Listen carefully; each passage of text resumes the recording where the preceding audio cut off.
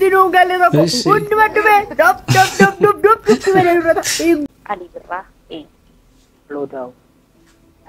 Maaloo daawwitaan qaban ta'e mucaa. Mana ana jannatatu naada. Oromoo akkam jirtu? Maal jettan nagaam? Hayyee bakka jiraatan warri jirtan viidiyoo kana like gochuudha. Like bareedduu see like 520 yoo gashitan baay'ee nugaa. Warri jirre immoo chaanaalii kana subscribe gochuudhaan nutti makama. Masharaa isa aadaa jaraa keettinu jabaa deebi'ee nu fekinoorin wanti nu galle tokko hunduma dhume dop gubanne nuni namni nu yaadu namni nu argu tokko jiru kankoo tuun sitti maddee kankoo waan inni na godhu abbaa marge dhume katatatat godhe gootoo ta'e dhume isayyuu maali lama isaan na bulan xaragatanii tuuttiin anaan xaragatanii dop godhanii laman jira na bulan waan meeqa bitanii nutti gatanii ati maali battaa kana eewutti mannu namitti matan tokko hin jiru hojii keessanii danda'a. As keessee mata nagaraa gaafatee hin deebiin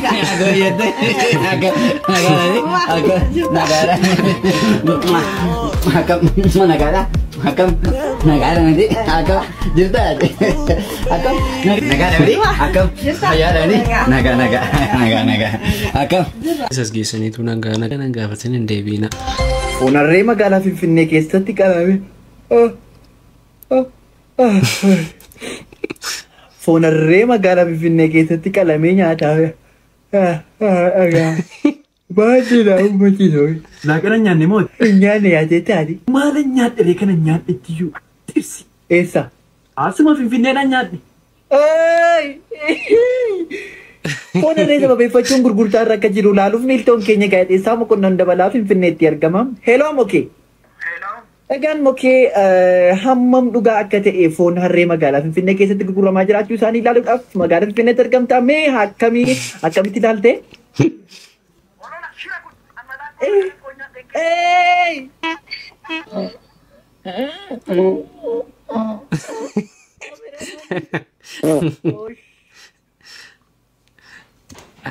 Waa'ee foon harree kanatu naan galle. Maalluu wayyaadhaa gara kamitti deemaa jirra? Silaa beeksisooti tokko akka ba'anitti waggaa 20 booddee harreen Itoophiyaa keessatti akka hin argamnedha. Barana bakka foon nyaachuu dhiisuun warra foon jaallatuuf hin yaadda haara namna.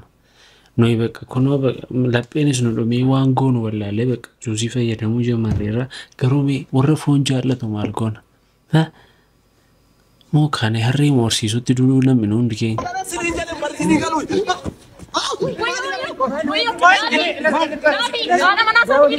Hello sorry.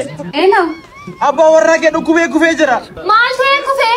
Osuma wajjin hin jirru seenaa faafaana jirraa hin kufe. Eenyu ishii seenaan? Ol ka'uu dadhabeera garmalee dhukkubee ni jira. Seenaan eenyu ishiin? Yoo mana yaala geessine malee garmalee tulfaatee jira dhibeessa. Seenaan eenyu ishiin siin jedhe baaru seenaan eenyu ishiin? Bakka eeyyoodha seenaan. Seenaan maal hojjetti abbaa mana sooree bukkeedha. Amma anaafis isa kana gaaffiin.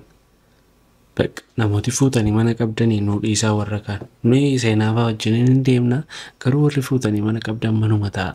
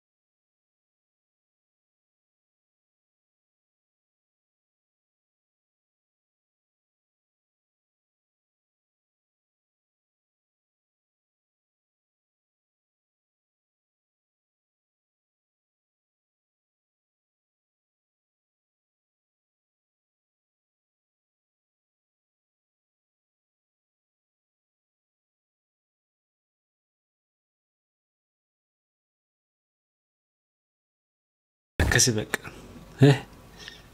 Sasitti dhufe beeka hojii hojjisiisii maal jedhee amma keessa wal qabachuun kun amma waan nama ga'u natti fakkaatan akka kooti. Kiu jechuun amma kaa kiu jennaare immoo nasi. Namichi asii gogaa waraabessaa bitu jira jedhaniif namni nu erge. Nama gogaa waraabessaa bituu fi intini bufa du'aa bitu jira jedhaniif nu erge. Dhimmoora ammoo maatti godhama. Situ gurguraa? Dhimmoora tiima gogaa waraabessaa maal inni binnaan ganzaba miti. Bufa du'aa fi gogaa waraabessaa jedhu yoo bitatu. Beektu taanaan itti hima. Beektan? Anamma guyyaa tokko duwwaa danda'a. Gaafuma tokko amma namooti waan akkasii piraankii akkasii karaa irratti baatanii hojjettanii jechuudha. Gaaf tokkittii dullaa mataatti isin caccabaa tarii. Sodaan koosii kana duwwaadhaan. Garuu innaatti siqtu yoo neemte ilqaamni na ordufaa jiru inspektariidha. Siigaleera jechuudha. Inspektariidha baay'ee qodaanni natti kennee jira. Shubbuxii minaaminii na harka jira. Kanaaf beektee namni biraa beekuun qabu. Kanaaf dhoksinee walumaan fayyadamna beektaa wajjumaan. Kanaaf isarraa baqadhee waan sodaadhee dhufu natti ergee jechuun namoota gaardota natti ergee jira. Amma iyyuu gara isaan jiran hin beeku beektaa jechaan baay'ee na sodaachisaadha keessi koo. Asuma qabnuure hoteela. Hoteela kana qabnuure. Anaan deemutti deemta. Dhugaa? Innaa waliin fayyadamna nan himtu immoo namatti. Dhugaa? Ergixanyaadha. Dhugaadha si nama maafan si nama. Innaa maatii kee silkii kee cufadhu. Nama tokkotti hin bilbiltu, nama tokko hin beektu. Si galee? Sa'aatii ammaa kaasee ana malee nama hin beektu. Si galee? Jechuun yoo qabamte sana faana qabamta. Dhumaa rakkoon qabu ulfaata anatti ulfaatu. Ammoo yoon qabame yoo jechuudha. Yoon qabame yoo. Maalidha yoo qabamte? Maal rakkoo qaba jechuun bakka ana faana riiskii fudhatta jechuun amma shugguxiidha warqiidha waan baay'ee qaba qarshiis qabadheen jira. Aku jala dhokseen jira beektaa jechuun madaabaraan hin dhoksee beektaa waan bira shaanxaa yoo ta'e namni hin beeka madaabaraan hin dhoksee. Kanaaf kootu. Silkii kee cufatte miti koo bakka. Cufeera garuu keessa koo na shakkee oole. Keessa koo na shakkee. Maal shakka maannati dhiiramni sodaata. Qawwee tokko sitan kennachi keessaa baasee ittiin adda adda shii dhoofta. Waan akkasitti hin galu. Maal rakkoo qaba? Hin fayyadamta bar warqiidha foonaadha. Qabamuu dhiisus immoo dandeessa. Qabamuu dhiisuu dandeessa. Ittiin galu sin basaasu garuu ittiin galu. Garuu innaatti siqtu yoo neemte sin ajjeesa. Amma toon si ilaalu asiin deemi. Asiin deemin asiin deemi. Ol deemin deebi'a. Hin beeku garuu deemi. Kootu. Firaankiidha shi. Firaankii si godhe. Utuma yaani rakkadheellee nagattee deemta jechuudha. Na himuu deemta jechuudha. Dhugaa si himuuf miti garuu an baqatteetuma bahee baay'achuudhaan deemee siree qabachuu fedhe. Maasitti dhagaadha garuu.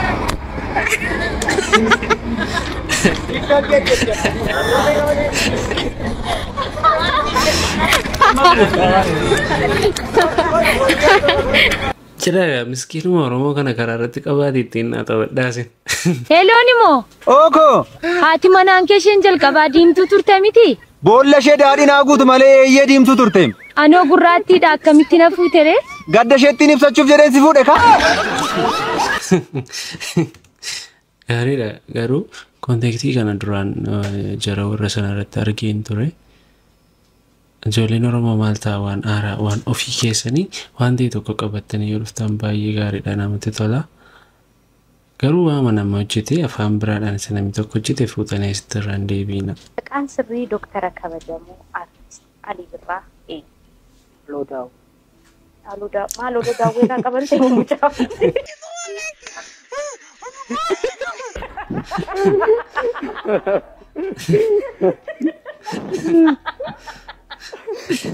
Mucaan garuu dhuguma maal ta'e Loodaa'u irraa qabame eessaa walitti fidee deebisanii deebicha. Naangaleen arra deebi'ee gaafatamuu qaba kun. Gadi. Oonaa fi kun. Namni waan hin hojjennetti maaliif adabamaa? Namni waan hin hojjenne adabamu. Maaliif ta'a jette garuu? Barsiistuutu hojii manaa hin hojjennetti atu na adaba.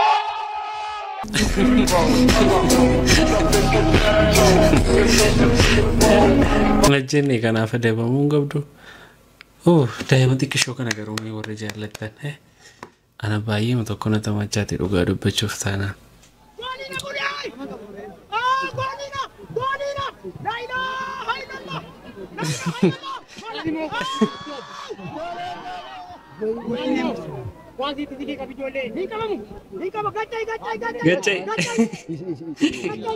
The first Oromo commentator. La ilaha illallah. Ilkaan maalan ta'etti? Ilkaan nabiyyi tokko bira dhaqee taran. Anna dhukkubeen dhaqee inni seexana sirra naan jedheeti ilkaan dhageechaa dideetii godhe.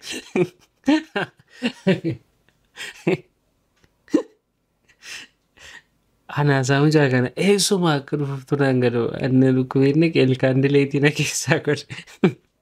Nabiyyuu dammoo komaandoo bira dhatte. Komaandoo bira dhaqe malee maal nabiyyi bira oduu nabiyyi bira dhaqee maa shaggaadha. Ani nabiyyi sirraa iyyee. Maal narraa iyyaana duuroon na iyyisiisa. Achi seexana dhee. Seexana dheetu mana booskiidhaan nama dileetii godhe na keessa daaraan godhu ilkaan. Ilkaan keem? Ilkaan kiroo hin jiru nama hin jiru. Sumayyuu dileetii gochuutu ture kan.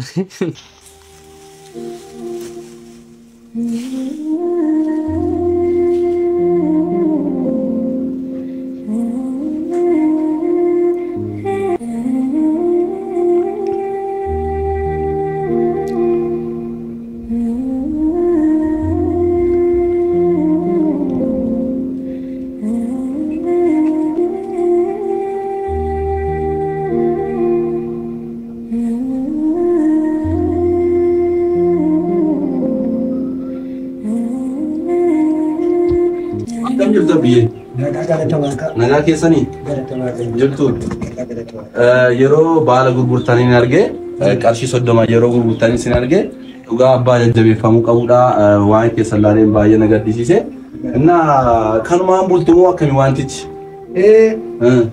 maal nyaadhee budare waan ani itti jiraadhee nyaadhee biruun dhabe namni biraan haadha manaa koo balaa tasaa keenya tajjeese kanaafuu waan itti ijoollee jaaguddisaan jira waan itti guddisuun dhabe.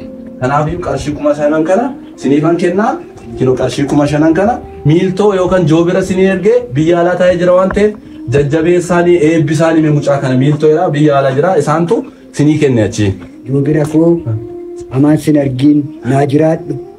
Akkuma joobira waaqarra baladni amaan sin argin barumsa isaa jireenya isaa haala isaa eebbisu gooftaan. Dhugaa dubbachuuf taanaan Oromooti keenya biyya alaa jirtan nama hiyyeessa gargaaraa jirtan baay'ee isin galateeffachuun barbaada. Akkasumallee abboota keenya harmoota keenya umurii isaanii malee hojii humnaa hojjechuudhaan jiraachaa jiran hedduu isaaniitu jiru. Hedduu isaanii bukkee dhaabbachuun hin barbaachisa. Warreen immoo akkas nama bukkee dhaabbachaa jirtan guddaa galatoomaa isiniin jechuun barbaada. Maaloo hamma dhumaatti ilaalaa. Akkam? Nagaadha. Jirta? Nagaa. Gaaffii tokko si gaafachuun barbaade? Dandeessaa na gaafadhu. Riyaa baay'ee jaallattu, riyaa dhiiraa jechuudha. Riyaa baay'ee jaallattu. Beest friendii noormaal isaa qabda? Qaba. Isa bira dawwalteetu baay'een si jaalladha, baay'een si kabaja. Yeroo rakkoo, yeroo ani gaddee na bukkee dhaabbattee waan na deeggartuuf jettee isa bukkee dawwaltaa sin jaalladha jettaani. Innis deebi'ee akkasuma jaalala obbulummaa sin jaalladha yoo sin jedhe badhaasa qarshii 500 qabda. Yoo garuu inni gara biraatti jaalala biraa keessa naannesse immoo badhaasa sana argattu jechuudha. Abdiin qaba akkam badhaafamu baay'een obbulummaa baay'ee ol jaallanna sin jedhu baay'ee best friendii godha. Iski akkamiin kooftu gaallaa iskimi? Namni ilkaa shakkiin qabu kunoo. Naa odirra si godhe. Naa odirra godhe.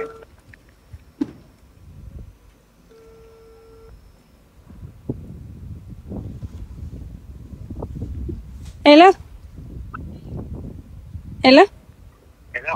Oi naati akkam? Jirta? Si jiraam. Sidhaan. Har'a waan ta'e sitti mufadhiin si bilbilee akkam baay'ee si jaalladhuuf akkam baay'ee si kabaju yeroo hundumaa haala kam keessatti akka itti na bira dhaabbattu baay'ee bakka jechuun jechaan qabu jecha itti siif ibsuun qabu baay'een si kabaja baay'een si jaalladha shinaatii koo. Dhugaadha baay'een si jaalladha tanaaf baay'ee obboleessa caalta sin jedhu. Dhugaadha maaliif hin qoosaa?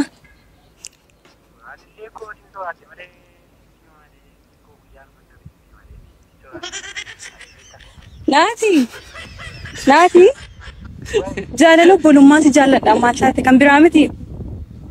Jaalala obbolummaa maal Naati ko booda si bilbiluu booda soof na sakaan. Siin bilbila bakka si jaalladha tokkolessa koodhanaaf. Ciao, siin bilbila. Ciao. Ciao, Riani, ati baay'ee amanattee yaa gara biraatti si yaalaa naanna'eera. Akka shakkeen beekochu. Galatoomii. Ishee bakka.